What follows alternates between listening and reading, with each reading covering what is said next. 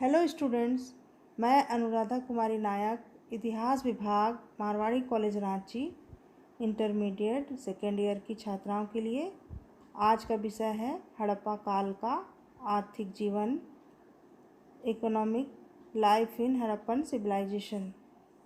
बच्चों, पिछले लेक्चर में हमने पढ़ा था हड़प्पा कालीन सामाजिक जीवन। आज हम हड़प्पा काल के आर्थिक जीवन पर विस्तार से चर्चा करेंगे। आर्थिक जीवन, इकोनॉमिक लाइफ। उत्खनन स्थलों से प्रदर्शित होता है कि सिंधु सभ्यता नगरीय सभ्यता थी।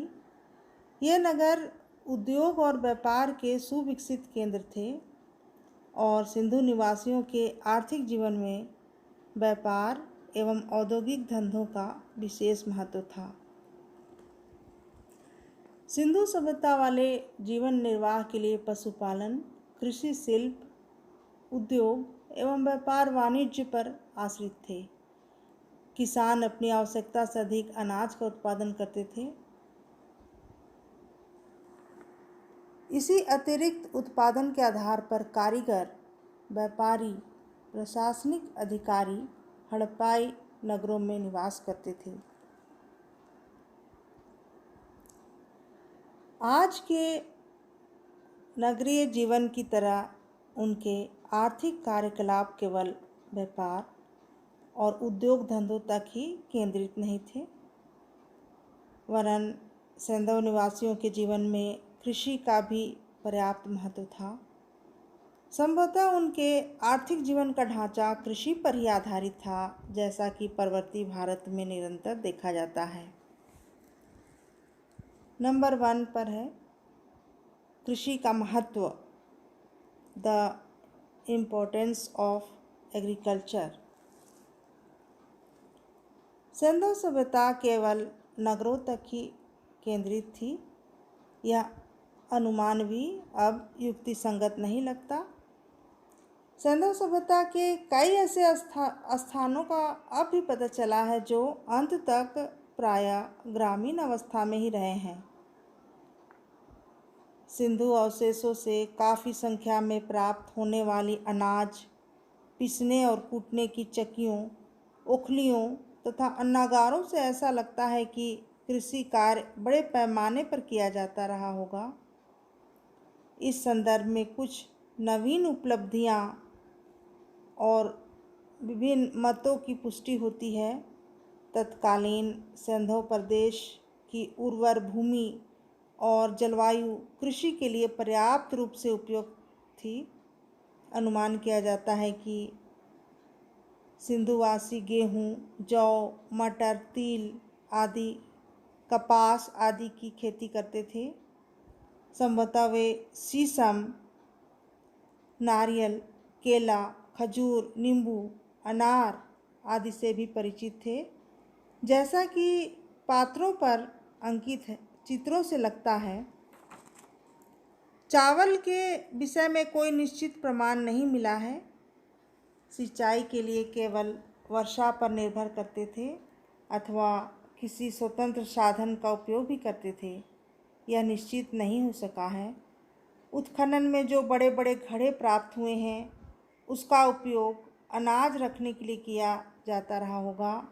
हड़प्पा और मोहनजोदड़ो से जो विशालकाय अन्नागार दुर्ग क्षेत्र या उसके निकट प्राप्त हुए हैं, वहाँ संभवतः कर के रूप में दिया गया अनाज संग्रहित किया जाता था। अनाज आदि ढोने के लिए बैलगाड़ियों का उपयोग किया जाता था, जिसके मिट्टी के नमूने सिंधु सभ्यता के विभिन्न केंद्रों से पर्याप्त मात्रा में उपलब्ध हुए हैं। नंबर 2, पशुपालन, कैटल ब्रीडिंग। बैल सिंधु निवासियों के सबसे लोकप्रिय पशु थे। मुद्राओं तथा मूर्तियों आदि के से प्रतीत होता है कि सिंधु प्रदेश में 2 प्रकार के बैल उपलब्ध थे, कुबड़ वाले और बिना कुबड़ वाले छोटे सींगों के बैल। स्वाभाविक रूप से गायें भी काफ़ी संख्या में पाली जाती थी। भैंस, भेड़ और सूअर भी पाले जाते थे। संभवतः हाथी, ऊंट, गधे, कुत्ते आदि भी उनके पालतू पशु थे।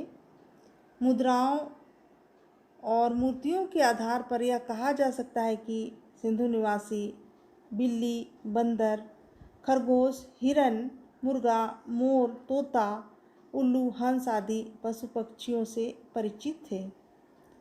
घोड़े से उनका परिचय अभी संदिग्ध माना जाता है। यद्यपि एक दो मूर्तियां और कुछ अस्थि पंजर ऐसे हैं जिसके आधार पर कुछ लोगों ने घोड़े की उपलब्धि स्वीकार की है, फिर भी सिंधु निवासी पशुधन की दृष्टि से पर्याप्त समृद्ध थे।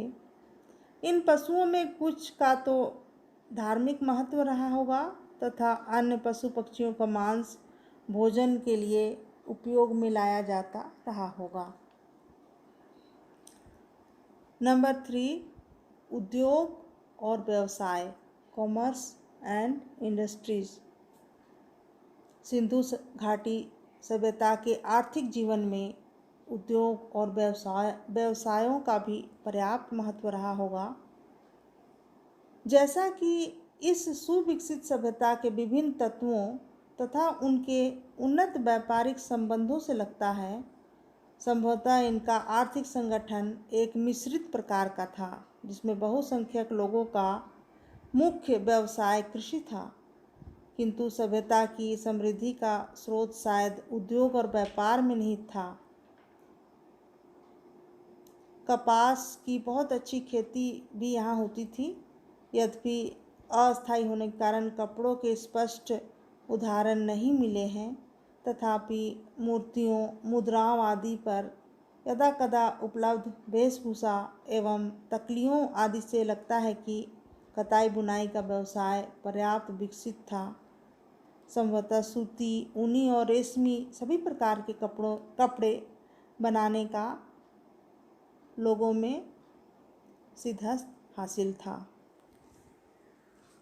नंबर 4, कला। सैंधव अवशेषों में विभिन्न प्रकार के मृद भांडों, मूर्तियों, खिलौनों, मुद्राओं तथा पक्की मिट्टी की अन्य वस्तुओं को देखकर यह अनुमान लगाना स्वाभाविक है कि इनकी कला काफ़ी विकसित और विशिष्ट थी।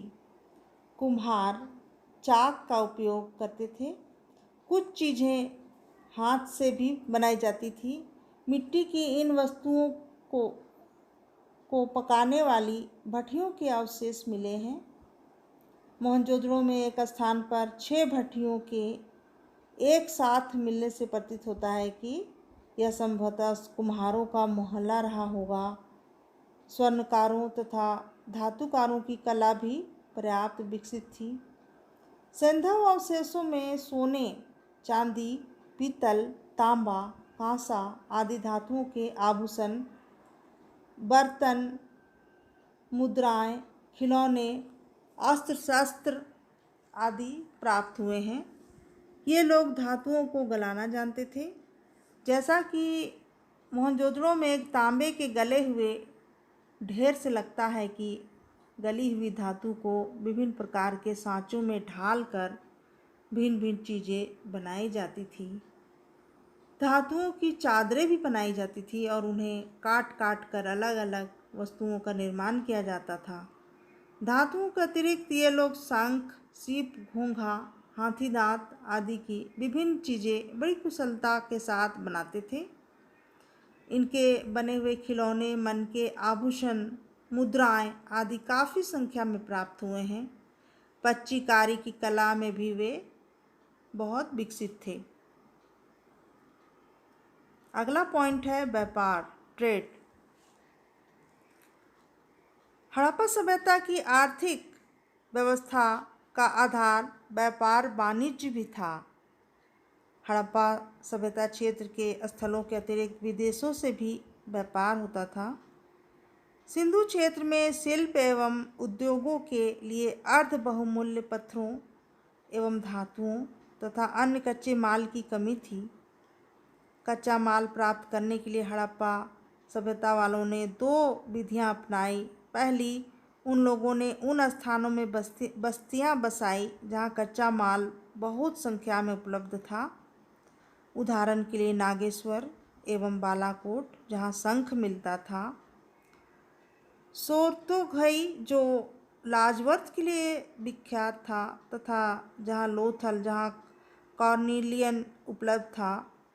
गुजरात राजस्थान में सेल खड़ी एवं तांबा प्राप्त था, इसीलिए वहाँ भी बस्तियाँ बसाई गईं। कच्चा माल प्राप्त करने के लिए दूसरी विधि थी। जिन क्षेत्रों में कच्चा माल उपलब्ध था वहाँ व्यापारियों को भेजकर इन्हें प्राप्त करना। इन्हें नाव, जहाज या सड़क मार्ग से लाया जाता था। धातु के सिक्के का प्रचलन नहीं था, इसीलिए सारा व्यापार वस्तु विनिमय के द्वारा होता था। व्यापार में व्यापारी अपनी मुहर का व्यवहार करते थे। कच्चे माल के बदले अनाज अथवा निर्मित वस्तुओं का विनिमय करते थे। हड़प्पा सभ्यता वाले चांदी ईरान और अफ़गानिस्तान से, सोना मैसूर से, तांबा राजस्थान के खेतड़ी गणेश्वर जोधपुरा संस्कृति से है, टीन अफ़गानिस्तान से, ईरान तथा राजस्थान से, अर्ध बहुमूल्य पत्थर जैसे लाजवर्थ, गोमेद, मूंगा, पन्ना इत्यादि अफ़गानिस्तान से, ईरान, महाराष्ट्र, सौराष्ट्र, राजस्थान और कश्मीर से मंगाया करते थे। अगला पॉइंट है विदेशी व्यापार, फॉरेन ट्रेड। देशीय और निकटवर्ती क्षेत्रों जैसे ईरान, अफ़गानिस्तान के अतिरिक्त हड़प्पा वालों के सुदूर क्षेत्रों से भी व्यापारिक संपर्क थे। वे अरब प्रायद्वीप एवं मेसोपोटामिया से भी व्यापार करते थे। पुरातात्विक प्रमाण यह इंगित करते हैं कि ओमान से तांबा मंगवाया जाता था। इनकी पुष्टि सुमेरी अभिलेखों से भी होती है। ईसा पूर्व 3री शताब्दी के कुछ अभिलेखों में जो सुमेर के ऊर नगर से पाए गए हैं, इस बात का उल्लेख है कि नगर के व्यापारी मेलुहा, जो सिंधु प्रदेश में है, से कार्निलियन, लाजवर्थ, तांबा, सोना तथा विभिन्न प्रकार की लकड़ियाँ प्राप्त करते थे। मेलुहा और सुमेर के बीच 2 व्यापारिक केंद्रों, दिलमुन जो बहरीन द्वीप में और मगान ओमान का भी उल्लेख मिलता है। मेलुहा को नाविकों का देश कहा गया है, जहाँ हाजा पक्षी जिसे मोर कहते हैं थे। सिंधु सभ्यता की मुहरें मन के मेसोपोटामिया में मिली हैं। यहाँ तक कि सुमेर से प्राप्त एक कपड़े के टुकड़े पर सिंधु घाटी की सभ्यता की मुहर लगी पाई गई है। अनेक सुमेरी वस्तुएं सिंधु घाटी से भी मिली हैं। इससे व्यापारिक संपर्कों की पुष्टि होती है। इस प्रकार कृषि के अतिरिक्त उत्पादन, शिल्प उद्योगों और व्यापार वाणिज्य ने हड़प्पाई नगरों का उदय संभव बना दिया। भारत में पहली बार नगर हड़प्पा सभ्यता में देखे जाते हैं, अतः यह सभ्यता भारत के प्रथम नगरीकरण का काल था।